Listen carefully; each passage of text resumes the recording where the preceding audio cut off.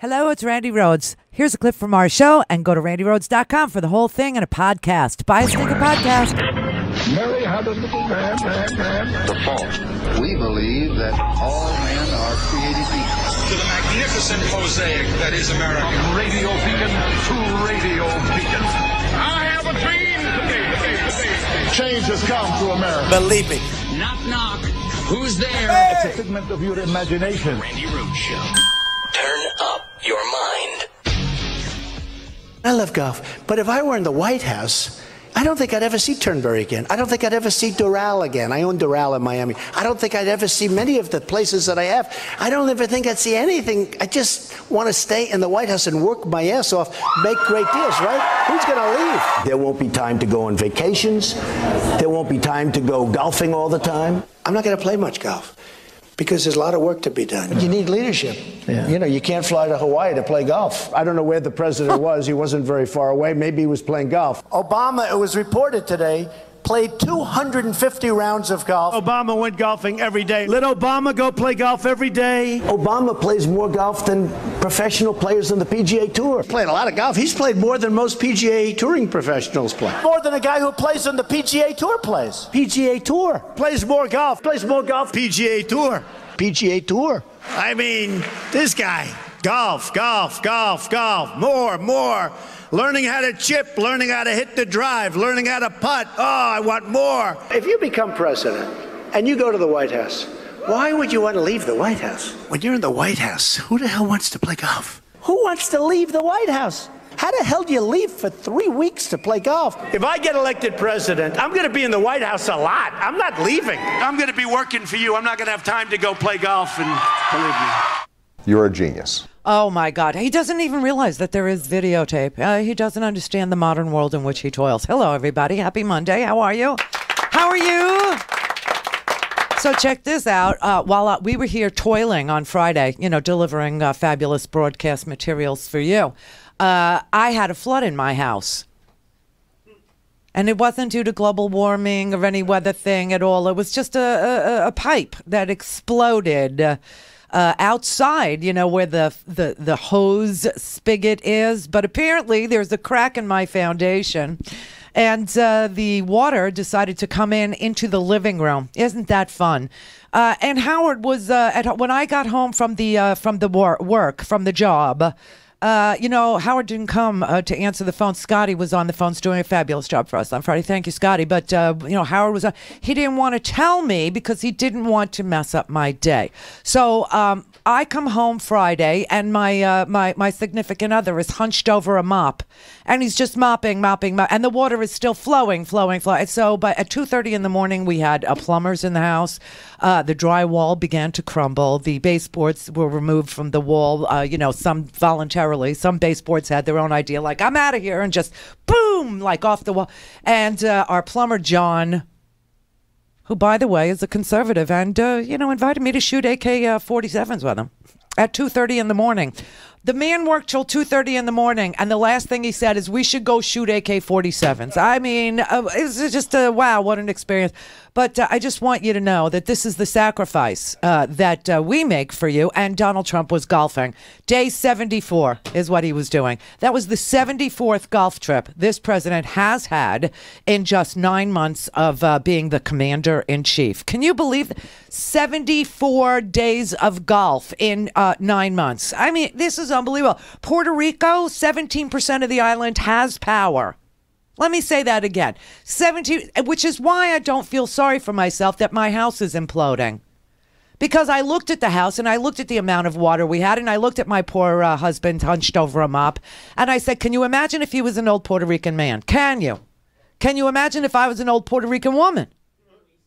And I went home and saw what they saw. Or even Houston. And it's funny because the water remediation guys who came with the wet vacs, and they came with the dehumidifiers, and they came with the fans and all. I have no idea what this is going to cost. I mean, not a clue. So anyway, all these guys that came, they had just come from Houston. They had just spent a month in Houston. So I refuse to feel sorry for myself. But if you want to support the show today, that would be a really nice thing to do. Just saying.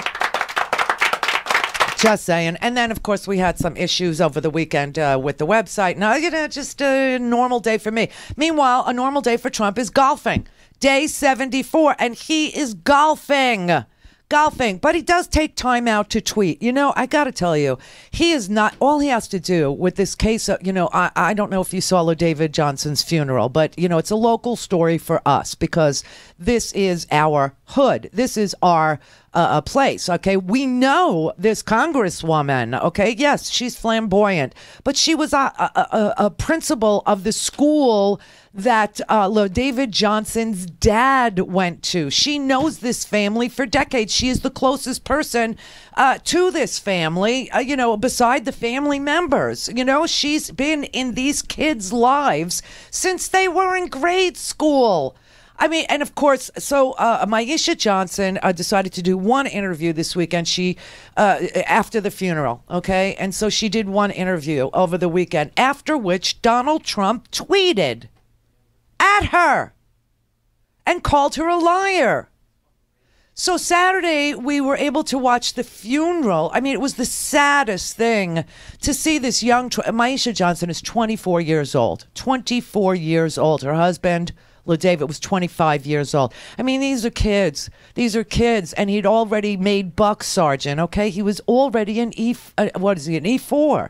He was already an E4. This guy's 25 years old. That's amazing. That means he really worked hard. It means he did what it takes most people 5 years to do in just 3 years. Now, what's really creepy is no one knew these guys were there. I'll play you the clips from the Sunday shows.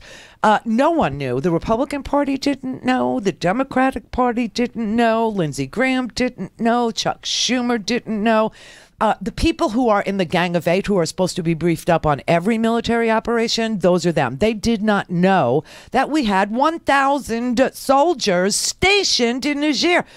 Something really sneaky and gross is going on. I don't know what it is. I really, honest to God, don't know why they're not being regularly briefed, but they haven't been briefed.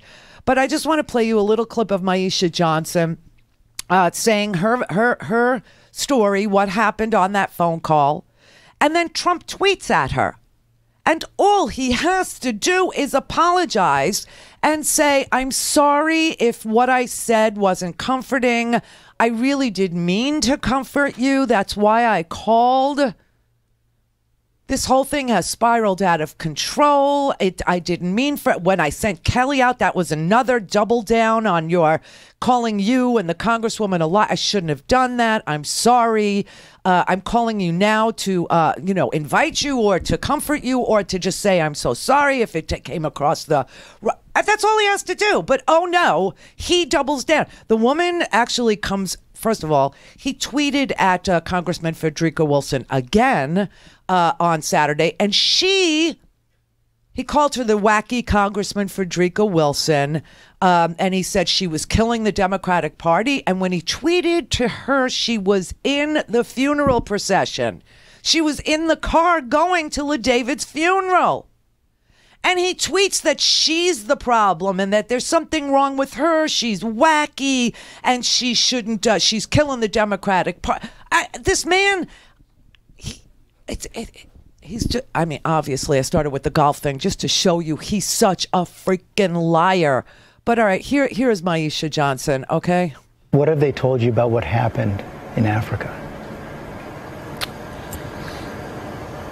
I really don't know the answers to that one, neither, because when they came to my house, they just told me that it was a massive gunfire and my husband, as of October 4th, was missing.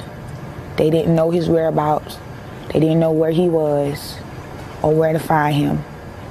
And a couple of days later is when they told me that he went from missing to killed in action. I don't know how he got killed, where he got killed, or anything. I don't know that part. They never told me, and that's what I've been trying to find out since day one, since October 4th. Are you confident you're going to get the answers you need? If I keep pushing for them, I will. And they just say they don't know? They won't tell me. They won't tell me anything. I don't know anything. Oh, my God. That is what this woman has been wrestling with since the 4th of October, okay? The 4th of October, somebody comes to her house and says, your husband is missing in action. We don't know where he is. We don't know how to find him. A couple days later, 48 hours later, they find this man's body, and they find him a mile away from where the ambush is. And she wants to know what happened, and they don't tell her anything. This is what she's been dealing with. What is today? October, 23rd. October 23rd, she doesn't know what happened to her husband. Do you think the president gives a rat's ass that this is what she's been dealing with? No, because this is what happened. There are also a lot of questions about the phone call you received from President Trump. I know you were in a car to the airport. Mm-hmm. Tell us what happened next. Me and my family was in the limo to receive my husband from, I think that was Denver, Dover we went to. Dover. And we was literally on the airport strip getting ready to get out. And he called Master Sergeant Neil's phone. I asked Master Sergeant Neil to put his phone on speaker so my aunt and uncle could hear as well. And he goes on to saying his statement as, what he said was... The president. Yes, the president said that he knew what he signed up for, but it hurts anyways. And it made me cry because I was very angry at the tone of his voice and how he said it. Like he couldn't remember my husband's name. The only way he remembered my husband's name because he told me he had my husband report in front of him. And that's when he actually said, La David. I heard him stumbling on trying to remember my husband's name. And that what hurt me the most, because if my husband is out here fighting for our country and he risks his life for our country, why can't you remember his name? And that what made me upset and cry even more, because my husband was an awesome soldier. He did what it take people, other soldiers, like 5 years to do in 3 years. So imagine if my husband was here now. It took my husband 3 years to make E5. It take other soldiers 5 to 6 years just to make an E5. So if he was here now, he would have been on his way to being an E6 or an E7. My husband had high hopes in the military career. What did you say to the president? I didn't say anything. I just listened. But you were upset when you got off the phone. Oh, very, very upset and hurt. Very. It made me cry even worse. She didn't say anything to the president. And then as soon as she was off the TV on Sunday, okay, Saturday she buries her husband. She doesn't know what happened to him. She hasn't seen his body also. That's another thing. And she talks about that. That is crushing. I'll play you that. But so she says nothing. The master sergeant in the car, who's part of the I guess what they call them, what do they call them? The condolence, well, it's not the condolence crew, but you know what I mean. There's a contingency of soldiers, that notify the family of the death, and they attend the funeral, and they fold the flag, and they do the military honors. And so they were with her, okay, and the master sergeant got the phone call from the president, and she said, put him on speakerphone so my aunt and uncle can hear. And of course, Congressman Wilson is in the car because she's a family friend, and they probably called her because they didn't know what to do.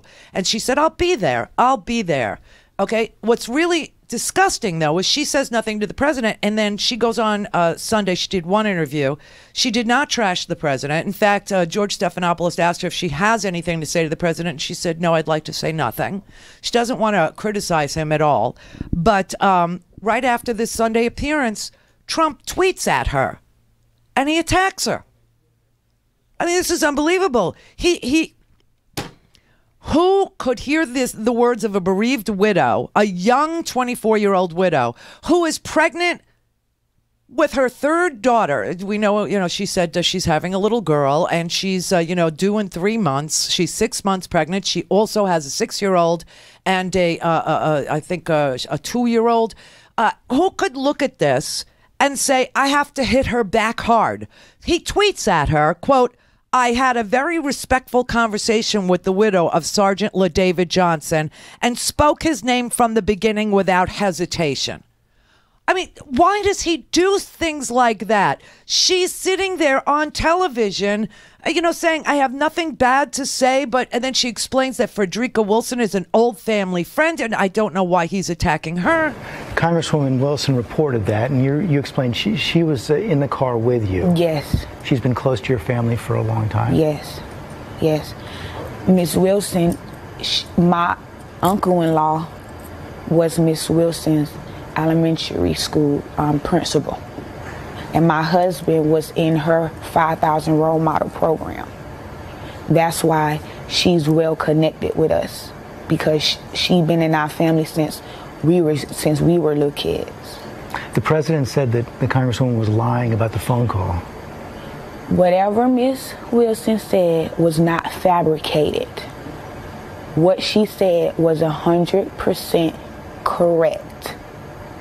It was Master Sergeant Neal, me, my aunt, my uncle, and the driver, and Miss Wilson in the car. The phone was on speakerphone. Why would we fabricate something like that? Is there anything you'd like to say to the president now? No. I don't have nothing to say to him. And then he tweets at her. Not only shouldn't he be in charge of making these phone calls, but more importantly, he shouldn't be in charge of the military, okay? This man should not be the commander-in-chief. He should not be in charge of the policies that lead to the deaths that make these calls necessary. This is unbelievable to me. He is disgraceful. This woman was literally burying her husband on Saturday, and in the funeral procession was the congresswoman from the district who knows this family for decades, and he's tweeting at Congressman Frederica Wilson, calling her wacky, disputing her story. And then she goes and gives one interview, doesn't trash the president in any way, just explains what happened to her husband, that she wishes she knew. She doesn't have anything to say to the president, but what Frederica Wilson said is true. And the president then tweets at the widow. Go to RandiRhodes.com for the whole thing and a podcast. Buy a stinking podcast.